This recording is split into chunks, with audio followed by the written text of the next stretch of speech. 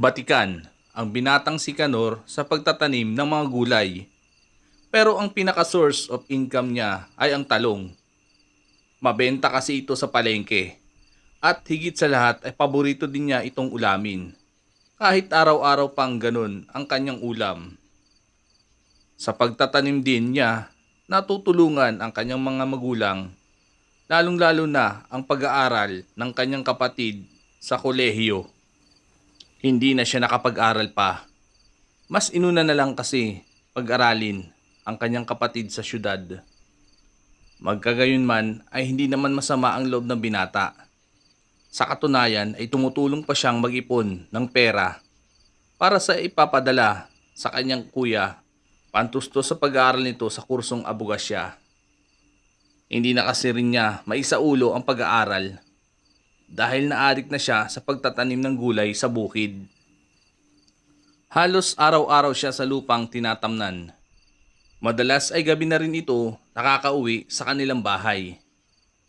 Swerte sina Aling Josepina at Mang Nelson kay Canor. Maliban sa nakakatulong na ito sa kanila, ay hindi pa siya nagiging sakit sa ulo. Hindi gaya ng ibang mga kabataan na sinasagot-sagot pa ang mga magulang. Ang kaso ay playboy si Canor. Iyon lang ang bukod tanging diferensya sa kanyang pag-uugali. Pero ipinagkibit balikat lamang iyon ng kanyang ama at ina.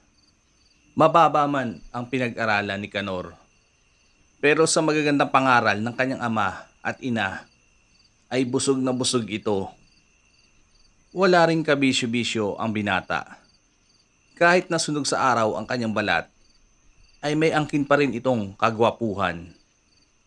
Malakas ang karisma niya sa mga dalaga.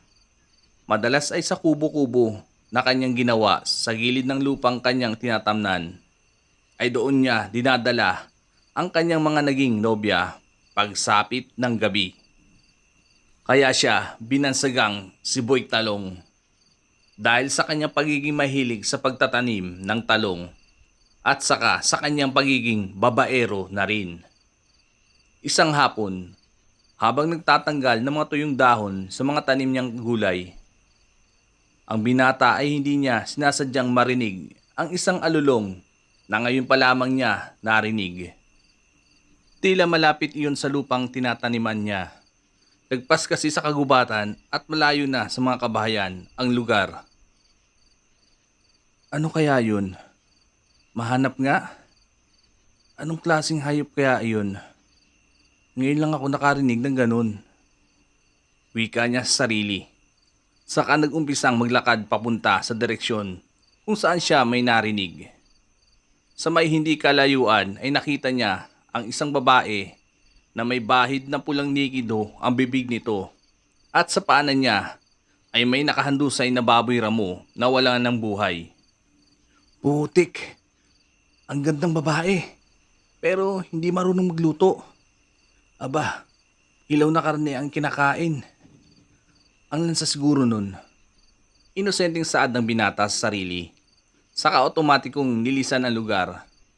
Bumalik na lamang siya sa kanyang kubo para makapagpahinga. Malapit na din kasing magdilim.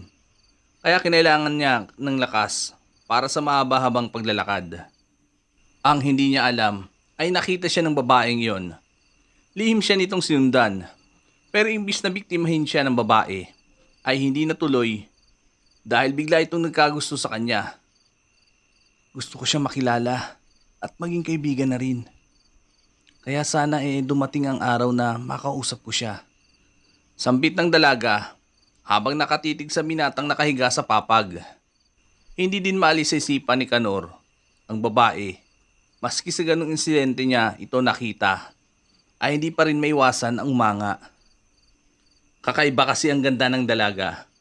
Kumpara sa mga dalagang natikman na niya.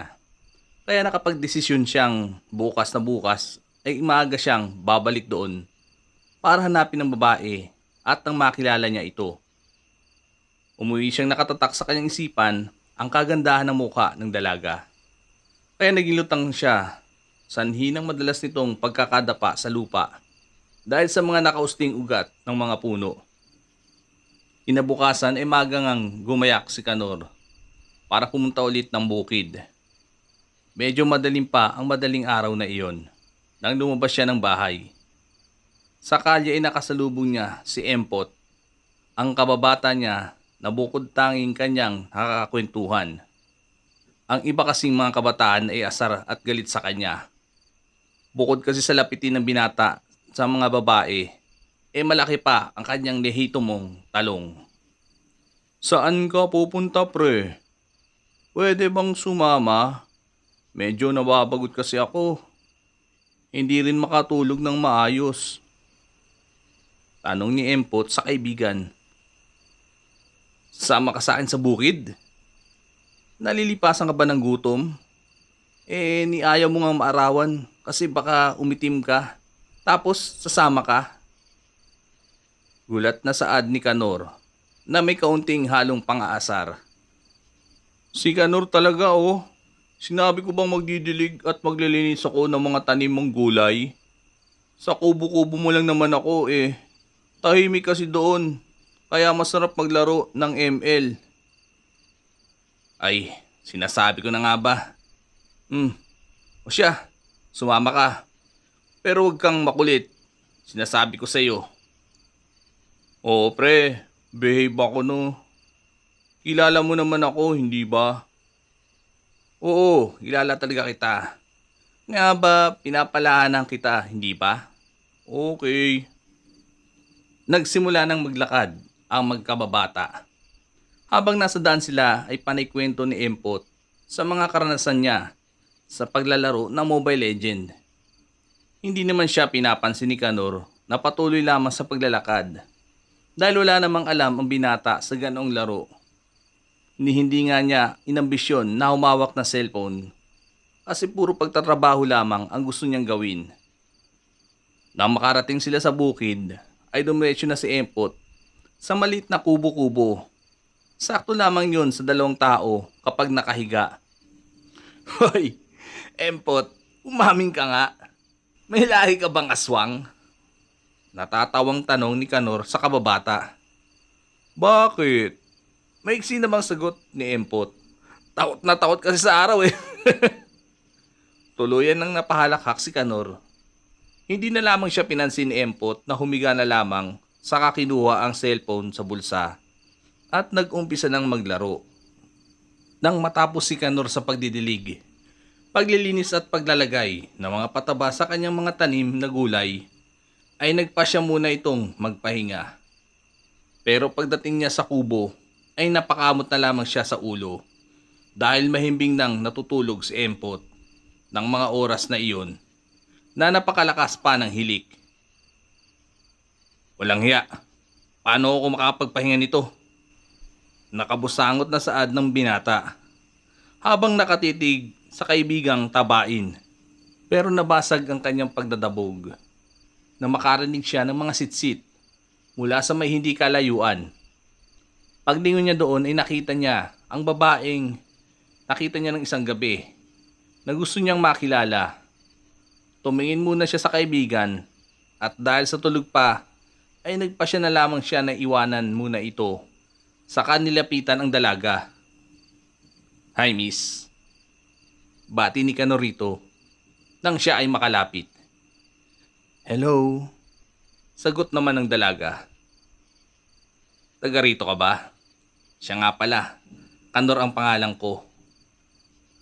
Ako naman si Norian. Doon sa bundok na iyon ako nakatira. Doon ng aming tribong mga as. Iginagagalak pala kitang makilala, Kanor. Pinutol ni Norian ang sasabihin dahil muntik na niyang masabi ang sikreto ng angkan na kanyang pinagmulan. Ganun ba? Tara, silong muna tayo dun sa kubo. Masyado nang mait eh. Baka masunog ang balat mo. Ha? Hindi na. Ibig kong sabihin doon na lang tayo sa tinatambayan ko palagi. Sa may silong ng malaking punong kahoy na yon. Sige. Sumama si Kanor sa dalaga.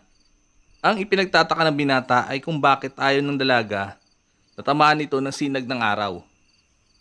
Siguro naka-kojic soup siya. O hindi kaya'y nakagluta. Hindi kaya allergic siya sa sikat ng araw? Ewan. Mga kasagutang pinagtutugma-tugma niya sa isipan. Pero hindi siya kumbinsido.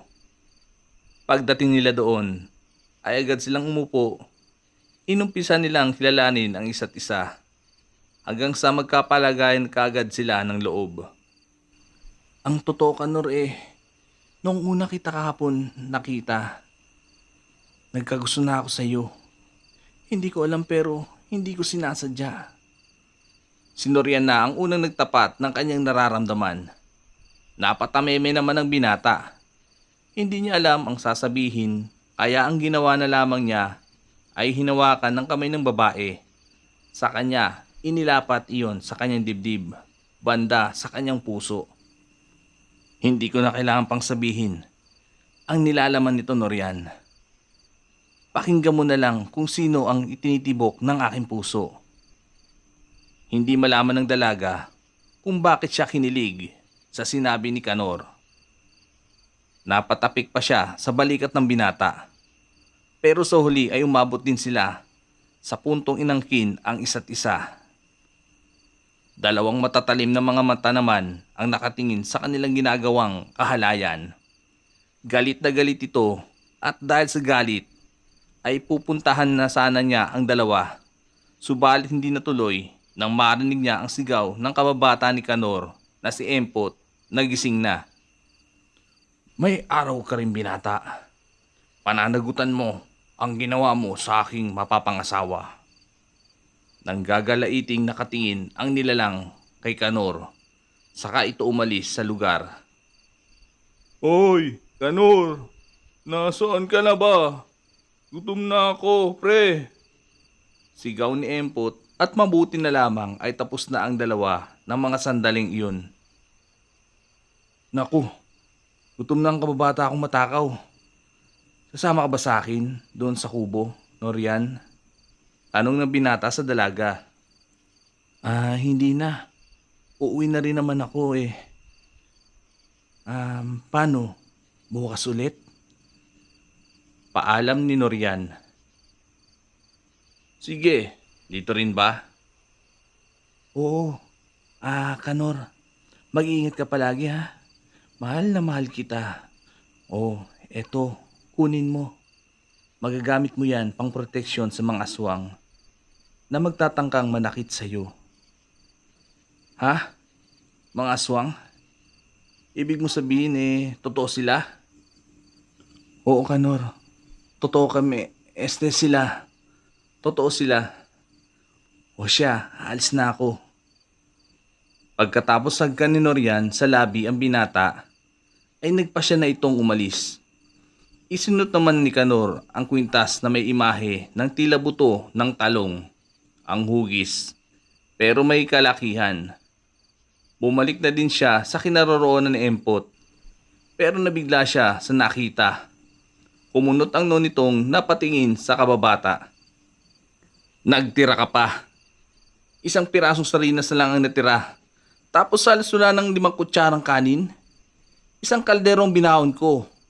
Parang hanggang mamayang hapunan ko na sana ito. Pero minuto lang para sa iyo. Ang takaw mo, Teng. Anong magagawa ko? Nagutom ako Pasalamat ka nga, tinirhan pa kita. Salamat ha. Walang anuman. Naasar man ay pinilit na lamang pagkasyahin ni Kanor ang natirang pagkain. Naghanap muna siya ng puno ng nyog sa gubat para kumuha ng buko. Pagbalik niya ay naghihilik ng muli si Empot. Hindi na lamang niya ito ginising dahil paniguradong lalantakan na naman niya ang daladala niyang mga buko kung sakali. Hindi pa man tuluyang nakakababa ang araw at nang hindi na masakit sa balat ang sinag nito, ay nauna nang umuwi si Empot dahil nakakaramdam uli ito ng gutom. Hindi na rin siya pinigilan ni Kanor dahil dalawa na lamang kasi ang buko na kanyang itinago sa likod ng kubo-kubo para hindi makita ng kanyang kababata. Paniguradong hindi na naman siya titirhan nito kung sakaling makita niya ang mga prutas. Paborito din kasi ni Empot ang buko. Gabi na nang natapos ang binata sa mga ginagawa. Nagpahinga lamang siya saglit bago siya umuwi nang bigla siyang makarinig ng tila mag-asawang nagtatalo. Dahan-dahan niyang nilapitan ang kinaroroonan ng ingay. Nagulat pa siya nang makita niya si Norian na may kakomprontang lalaki. Hindi siya ang karapat-dapat sa iyo. Laruan at pagkain lamang siya ng ating lahi. Ako dapat ang ibigin mo, Norian. Ako dapat! Galit na wika ng lalaki kay Norian. Hindi nga kita gusto. At kailanman ay hindi kita magugustuhan. Sagot naman ng dalaga na halatang pinipigilang malakasan ang boses. Nang hindi na makati si Kanor, ay lumabas na siya sa pinagtataguan. Agad siyang nagsalita sa kabinara ang lalaki. Hoy, kung ayaw sa'yo ng babae, huwag mong pilitin. Maging lalaki ka sana at igalang ang desisyon ni Norian. Anya. Kanor? Maluwa-luha namang saad ng dalaga. Dahan-dahan namang pumihit ang lalaki paharap sa binata. Ang galit na mukha nito ay unti-unting nabago hanggang sa ito ay nakangiti na. O sige, talo na ako. Ipauubaya ko na sa iyo si Norian. Pero sa isang kondisyon. Sambit nito sa kangumisi ng nakakaloko. Anong kondisyon? Tanong ng binata. Sasama ka sa aming baryo. Ipakikilala kita sa mga magulang ni Norian at formal na sasabihin sa kanila na sa iyong pangangalaga ko na siya iiwan. Hindi. Huwag kang pumayag, Kanor. Sabat ng dalaga pero hindi nagpaawat ang binata. Sige ba? Para na rin may pakita ko na malinis ang hangarin ko sa iyo, Norian. Ikaw lang ang minahal ko ng ganito. Seryosong tugon ni Kanor. Kanor, pero hindi mo naiintindihan ang nangyayari. Norian, mas lalong mapapahamak ang kasintahan mo kapag hindi mo siya ipinakilala sa mga magulang mo. Lalo na kapag nalaman nilang may nangyari na sa inyong dalawa. Kabastusan para sa kanila yun at alam mo ang kaya nilang gawin. Rumihistro sa mukha ni Kanor at Norian ang sinabi ng lalaki. Hindi nila alam kung paano nalaman ito na may nangyari na sa kanilang dalawa. Pero mas lalong nangibabaw ang takot ni Norian para sa buhay ng binata. Sige, pero hindi ako aalis sa tabi ni Kanor kahit na anong mangyari. Kanor, huwag ka rin lalayo sa tabi ko, ha? Mas alam ko ang sitwasyon kaysa sa iyo. Hindi ko maintindihan, Norian. Ano ba ang ibig mong sabihin? Sa ako na ipapaliwanag ang lahat kapag naayos na ang gusot na ito. Sa ngayon ay mas mabuting makilala ka ni Amang at ni Inang para hindi madamay ang ibang mga tao. Tumango na lamang si Kanor na hindi pa rin maintindihan ang mga pinagsasabi ng dalaga. Nang niyaya na siyang maglakad nito, ay nagpatangay na lamang siya at hindi na nagtanong pa. Nakangiti naman ang lalaking nagpatiuna na sa paglalakad. Alam niya kasing kamatayan ang sasapitin ng binata kapag nasa baryo na siya ng mga aswang. Mga pasado 8:00 na nang makarating sila sa baryo. Agad na pinagtitingin ng mga tao roon si Kanor. Hindi naman maintindihan ng binata ang nararamdaman ng mga sandaling iyon dahil bigla na lamang siyang kinilabutan. Huwag mo silang pansinin at titigan. Basta huwag kang aalis sa tabi ko, ha? Pabalong na wika ni Norian sa kanya. Ano ba kasi ang nangyayari, Norian? Bakit gano'n na lamang makatitig sa akin ang mga kababaryo mo? Naguguluhan ng tanong ni Kanor. Pero hindi na ulit siya nasagot ng dalaga nang magsalita ang isang lalaking matipuno ang katawan at kahawig pa ni Norian. Kung hindi siya nagkakamali, ay asawa niya ang babaeng nasa kanyang tabi na nakahawak pa sa balikat nito. Siya ang inang at amang ko. Patiin mo sila, tanda ng iyong paggalang. Malumanay na utos ng dalaga kay Kanor. Magandang gabi po sa inyo. Ako nga po pala si Kanor, kasintahan ni Norian. Medyo nanginginig na saad ng binata. Lumapit ang kasama nilang lalaki sa amang ni Norian. Saka ito may binulong. Agad na nagbago ang muka ng amang ng dalaga dahil sa mga nalaman. Kung sa tingin mo binata ay makakauwi ka pa ng buhay, ay nagkakamali ka. Sa kalapas na nga ng ginawa mo sa aming anak, ay buhay mo ang kapalit. Galit na wika ng lalaki. Saka unti-unting nagbago ang anyo bilang isang aswang kasama ng kanilang mga kababaryo. Aswang? Mga aswang kayo? Lumayo kayo sa akin! Naintakutang sambit ni Kanor. Hinablot naman siya ni Norian sa kamay. Saka sila tumakbo. Hinabol sila ng mga ito. Amang, inang, huwag niyo pong sasaktan si Kanor. Pakiusap, may nangyari na sa amin. Kaya hindi ba dapat lang naikasal niyo kami? Sigaw ni Norian habang tumatakbo silang dalawa. Pananagutan ka ng iyong mapapangasawang aswang at hindi sa taong yan ang mapapakasal. Pagkain lamang ang turing natin sa mga mahihinang tao na mga yan. Kaya ibigay mo na siya sa amin, anak. Para naman mabusog kami. Wika ng ama ng dalaga. Hindi pwedeng, amang. Mahal ko si Kanor. Sige, kung magpupumilit kayong saktan siya, ay mapipilitan akong gawin ang dapat na gawin kung iyon ang nararapat.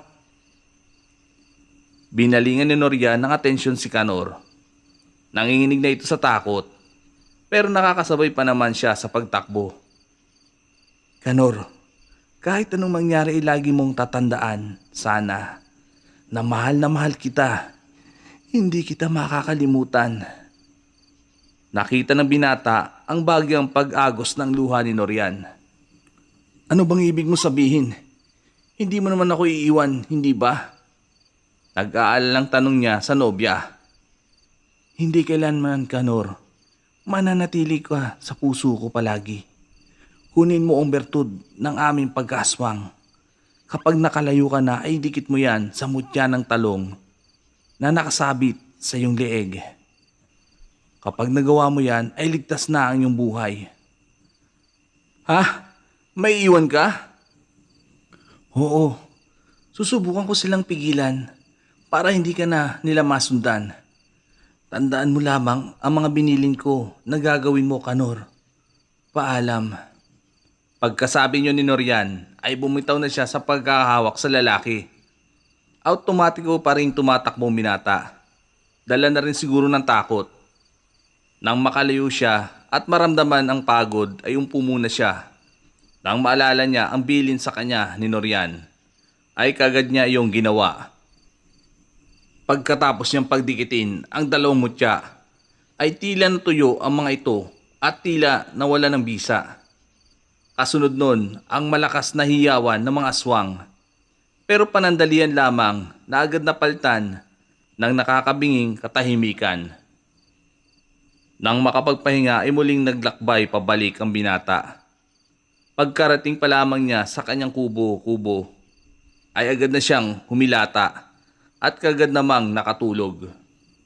Umaga na nang siya ay magising. Pagbangon niya ay nakita niya ang kanyang ama at ina na nagkakape sa kanyang tabi. Sinabi ng mga ito na nag-alala sila sa hindi niya pag-uwi ng magdamag. Kaya sinundan na lamang siya sa bukid at dinalhan ng makakain. Pagkatapos kumain ay pumunta siya sa lilim ng punong kahoy kung saan una't huling may nangyari sa kanila ni Norian. Nagbabaka sakaling mapunta ang dalaga doon, pero lumipas ang maraming araw ay hindi na ito nagpakita pa. Umabot na rin sa puntong nakalimutan na ni Kanor ang dalaga. Inisip na lamang niya na marahil ay hanggang doon na lamang talaga ang kanilang relasyon. Lingid sa kanyang kaalaman na ang pagkabasag ng dalawang mutyang kanyang pinagdikit ay siya namang pagkamatay ng lahat ng mga aswang sa tribong iyon, kasama ang dalaga at kung anuman ang lihim ng mga mutyang iyon, ay sila na lamang na mga aswang ang nakakaalam.